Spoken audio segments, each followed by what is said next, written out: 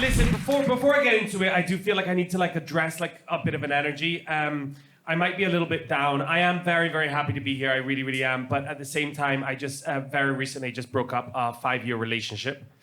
Yeah, not mine. No, guys, I don't do relationships. I'm gay. Yes, I'm a gay man. Fantastic.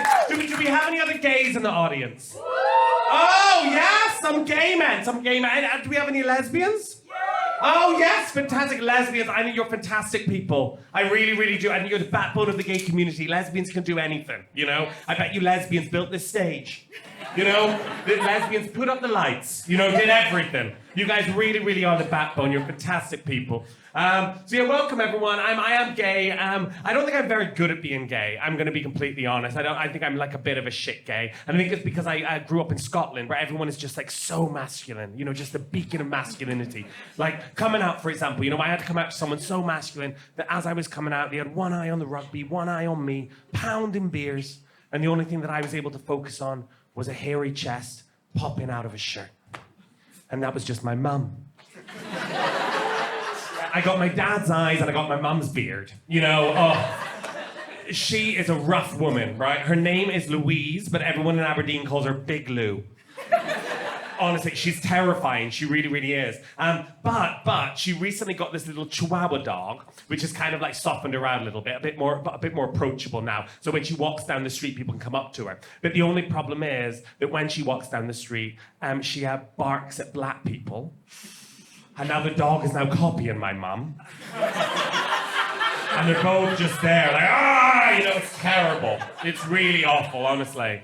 It's so scary. When I came out, I was 14 years old. And I remember being upstairs in my room for hours, just pacing the room for hours, just thinking, just do it, just do it, just do it, just do it. And then finally, I plucked up the courage. I ran down the stairs. I burst into the living room and I went, Mum, I'm gay. And she took a drag from her cigarette. She looked me up and down and she went, you don't look gay.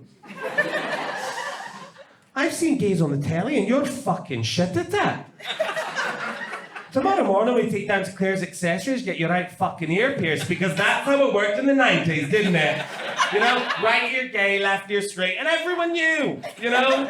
It was fantastic. It was great for everyone, unless the 16-year-old working at Claire's Accessories just like stood on the wrong side and was like, oh, you're gonna have to bum now, you know?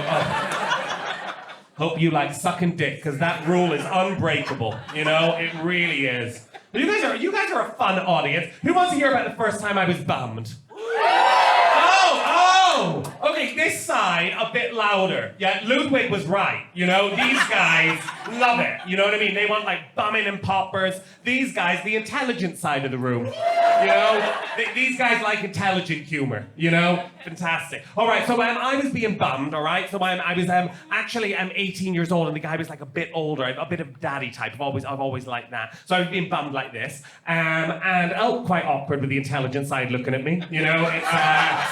At least the fun side has this, you know, fantastic. So, yeah, true story. This guy smacked my ass and he went, ooh, who's your daddy? And I genuinely didn't know what to say, so I went, Colin? Because that's my dad's name for the fun side. You know, just I didn't know they got it, right? The intelligent side, they got it. They didn't love it, you know, they were like, ugh. Horrified, but they got it. And I doubled down on it, I really did. I was like, yeah, Colin, he's a photographer. He's an avid golfer. He also likes squash. And the guy was like, no, who's your fucking daddy? I'm like, fucking hell, this guy is obsessed with my dad. Obsessed. But yeah, now I live in Paris, which is the land of the Parisian fashion gays, who are so scary, you know them. They're always like walking really fast, carrying a nice coffee and looking like their ass cheeks are chewing on toffee, like this. You know, like that's a Parisian fashion gay walk, you know, it's all in the hips. You know, they're really good at it, you know? That's like how all of them walk, and it's really intimidating, you know? Because I would say, like, in Paris, I'm maybe like a 6 out of 10, you know? But I want to go to Scotland where I'm like a 17 out of 10, you know?